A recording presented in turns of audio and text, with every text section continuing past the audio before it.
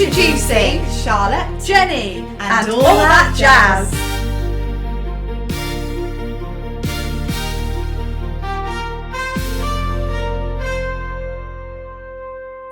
Hello, how are you?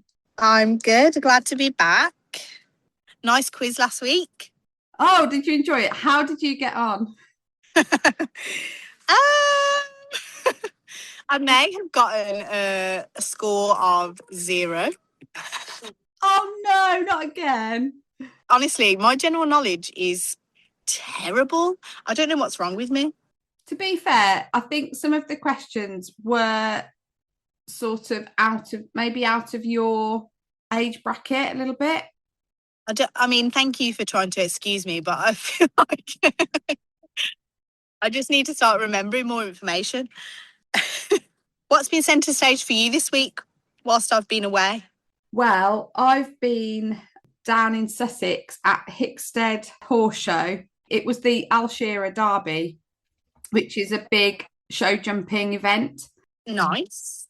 There are 2 big events down at Hickstead each year. There's the Al Shearer, which was this weekend, and then in July it will be the International. So I've done them a couple of years in a row now, and it's really good fun, but it's hard work.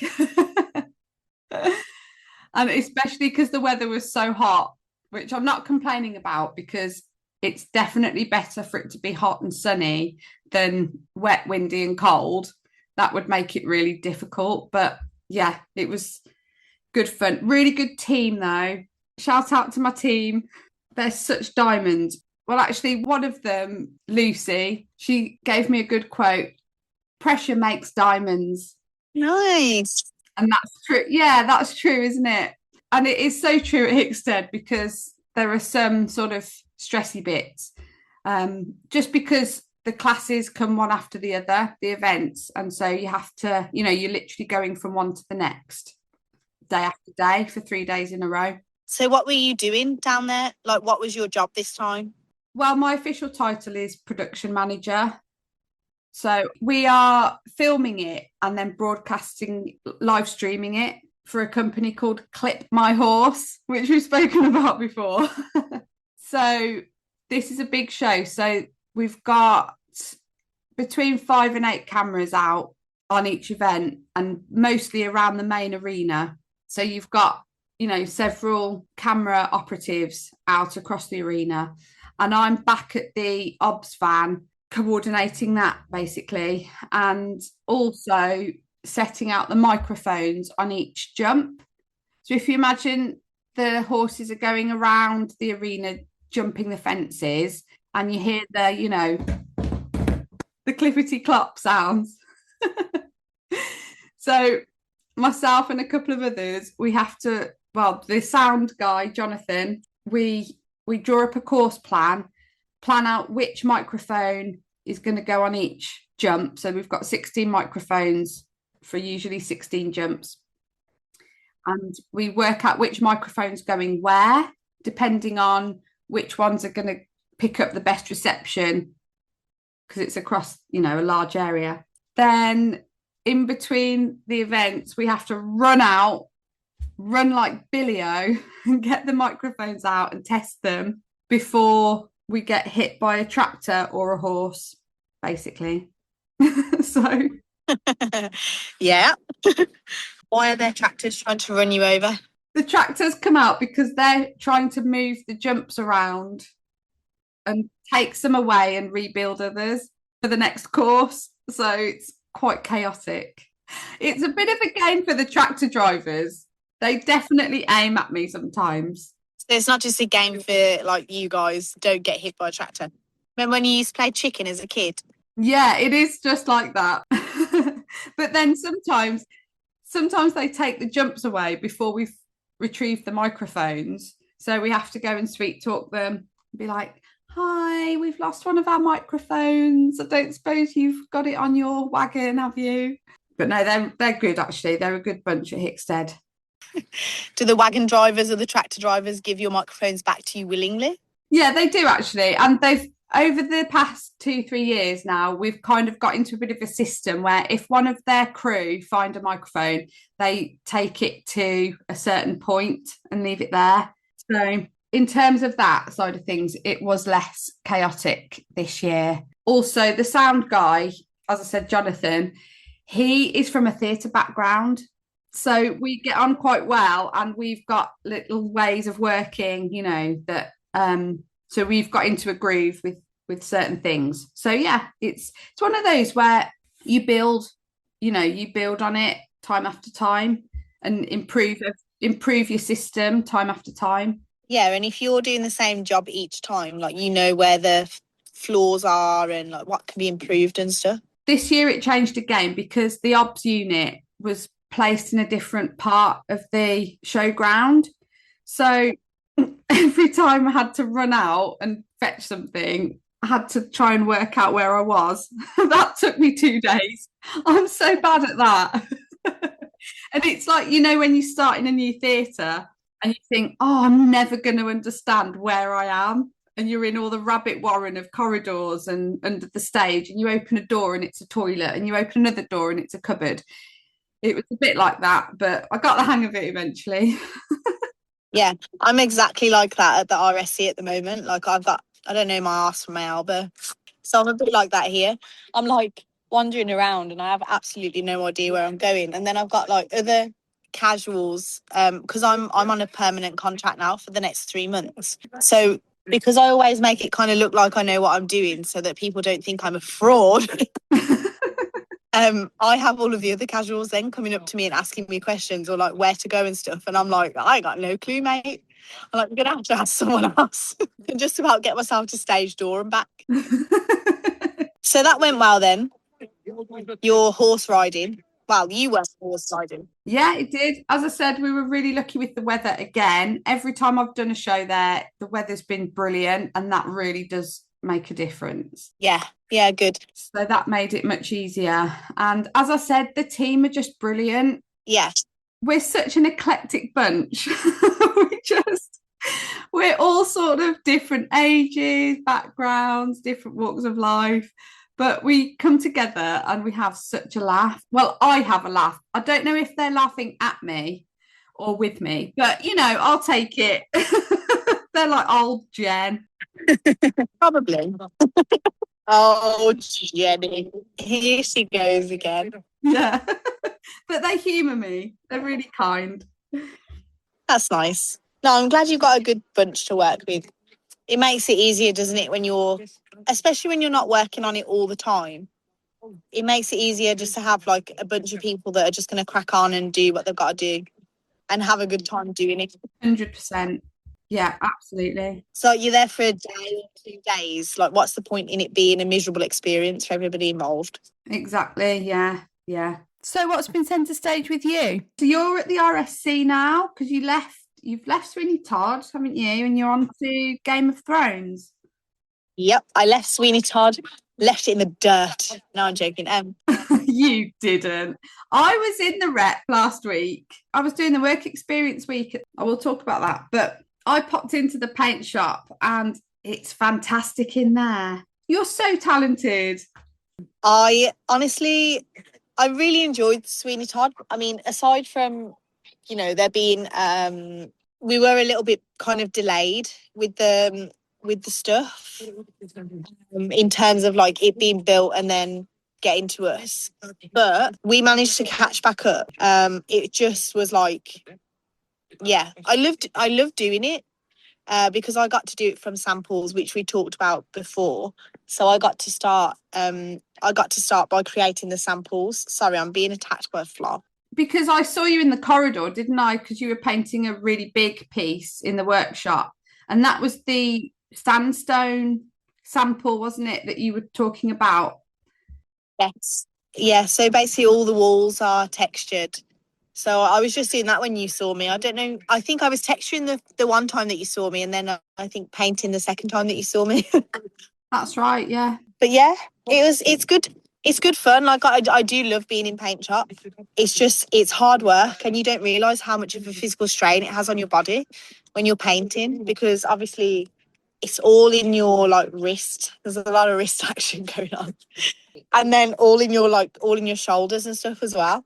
So it's yeah, until you kind of done it for about a week, I don't think you realise how much of a physical impact it has on your body.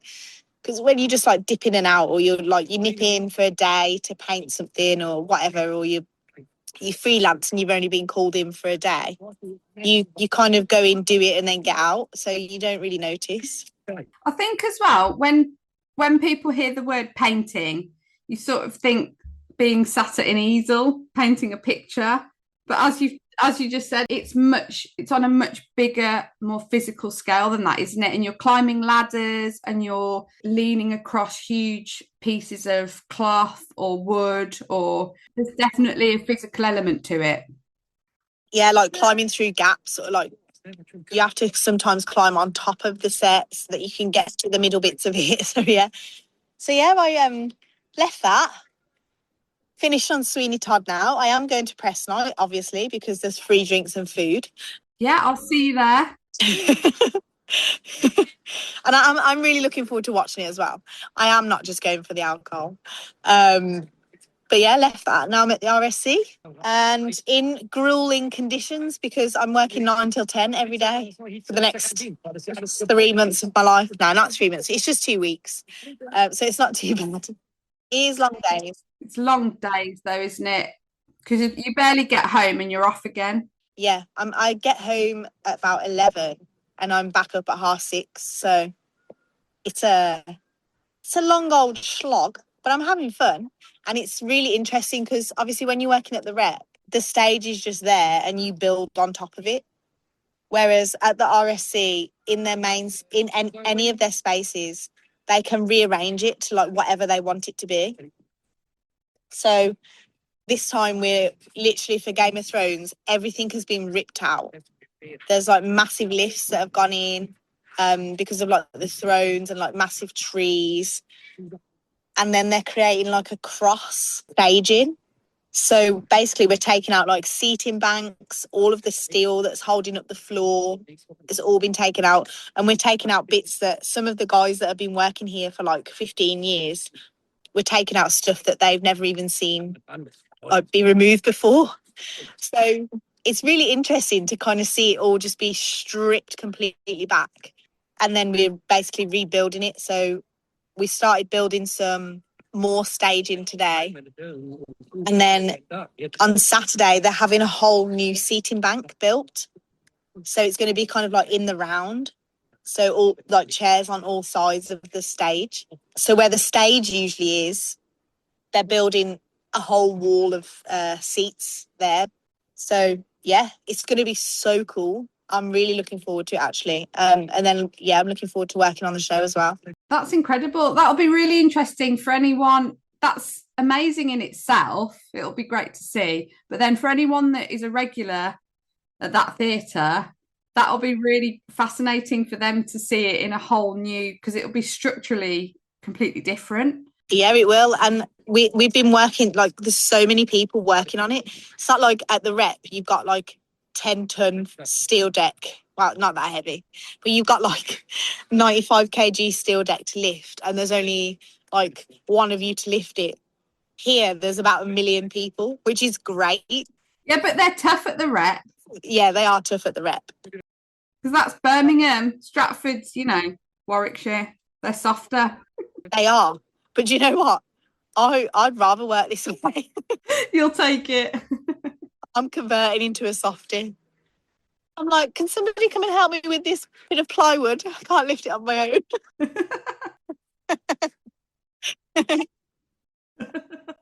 Oh, this polystyrene. Oh, I can barely lift it. Oh, this paintbrush. Oh. Don't pretend like you don't know.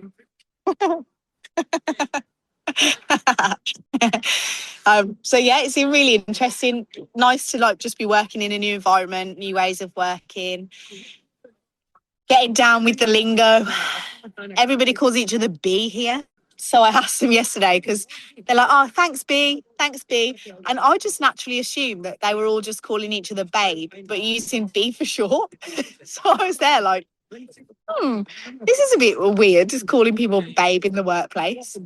But it's actually because there was a man that used to work here called James Buckley. And so they all just used to shout his name randomly, and then he used to call things different things, and it ended up just getting shortened to B. So it wasn't babe. No one was actually calling me babe. Even though I thought they were. You are a babe, though. But yeah, it's going to be good. I'm looking forward to getting down to show calls, so I'm only in from 4 till 10. That'll be nice. When does Game of Thrones open then? I believe it's sometime. Well, we're supposed to have finished building all of the set by Monday. Dun, dun, dun, dun, dun. Yeah, which means that we've got like 3 days. And there are people coming in overnight as well. So like we finish at 9 and there's more people in at 9 until 6 in the morning. So it's being worked on 24 hours a day. That is full on, isn't it? Yeah, which is crazy. And I've never seen that done before in my life. Yeah. It's not the same people that are working from 9 a.m. till 6 a.m. I think that would be a little bit illegal, but there's a whole new team of people. It's wild. So if you work in the stage, crewing, get onto the RSC because they might need some help. Well, I was at the Rep last week doing the work experience week, which is when I saw you. Trying to encourage some impressionable youth into working in theatre. Yeah, how did that go? I was experiencing some work. Literally everyone I bumped into as I was moving around, like when I arrived at the building, they said, oh, what are you here for? And I said, oh, I'm here for work experience week. And nearly everyone made a joke about me actually experiencing what it's like to work for once. Yeah, I've obviously got a reputation. Well, I've never heard it before, if that makes you feel any better. Oh, bless you. So we had a group of about 20 students come in. Some of them were from School for the Hard of Hearing, which was brilliant. They worked so well and really good crowd, and they really got stuck in. Through the week, they experienced all the different parts of the theatre. So not just performing, but lighting, sound, stage management, production, marketing, finance, all of those. Ah, that's so cool. Yeah, so the focus isn't on acting. The focus is on very much on, the full theatre workforce. And through the week, they produce these little productions, little plays. Yeah, so they take the lighting roles, sound roles, and stage management and put it together. And I was so proud of them. That's so cool. So what are you doing, like overseeing it all? Yeah, so I'm the stage manager basically, and coordinate them when they come onto the stage. So well done to the creative learning team, because they organise it so well. It runs so smoothly, and it means that we can really get stuck into the nitty-gritty of what we're there to do, and the young people get so much out of it. So do I, actually. And talking to the lighting and sound guys that were working on it as well, we really enjoy it. It's something we really look forward to every year. It's good all round, really. Bringing on a budding new generation of theatre goers, theatre backstagers. Talking of which, have you seen the Backstage Radio poll this week? No, come on, give me it. What is it? Okay, it's which is easiest to learn? Lights, sound, stage, automation, or flies? Well, see, I'd say stage, but then I bet it depends on who you're talking to. I would have said stage or flies. Flies? Yeah. Well, lighting, what kind of lighting? Is it like just on the desk, or? Yeah, if you're just upping, I suppose that's different, isn't it? Too. Because all they do then is press a button. So I'd say that was probably easiest. Well, I'm sure we'll be getting some feedback about that comment, but yeah. I've been texting, I've done it. And I literally, it's just like this. I think flies is quite Flies is quite straightforward, isn't it? But it can be physically very hard work. Flies. I mean, yeah, it depends what you're flying, I guess, because depends on how many in and out deads there are, how many different fly bars there are, whether you're up there on your own or you got. I'd say flies was more difficult than lighting up in. Flies in a traditional hemp house is a bit of a nightmare because the cloths are never hung the same from 1 minute to the next. Sound, I wouldn't even want to touch with a barge pole. I just can't wrap my head around sound. No, nor me. Same. Everyone always whinges about the sound as well, but I think that's one of the hardest to get right. Yeah, I'd say so. But stage, you kind of just do what you're told, basically, on doing stage. Yeah, there's like a very clear sort of hierarchy, isn't there? And yeah, you've got your cue sheet and you do that. Automation, there's so much to go wrong. There is so much to go wrong, but if everything goes smoothly, again, you're just pressing a button. But if you need to know how to fix it, then I'd be screwed then. I wouldn't have a Jimmy Choo. I'd go stage being the easiest, I think. You're good at stage though, aren't you? So it would come easily to you. Oh yeah, see, that would a stage person say? You've got to be able to see in the dark, haven't you? We have. Yeah, well, we don't use head torches or useful things. You know what they say? ASMs do it in the dark. I know a few of them as well. And on that note, what have we learnt? Diamonds are made under pressure. Yes, pressure makes diamonds. Yes, pressure makes diamonds. I like that one. I'm going to hold that one with me. Me too. I'm going to take that into this week because I've been literally and physically under pressure. Physically under pressure of steel deck. And the temperatures you're working at as well. You probably are forming actual diamonds. Yeah, potentially. All right. So join us again next week for another wonderful episode for more on theatre, television, And all that jazz.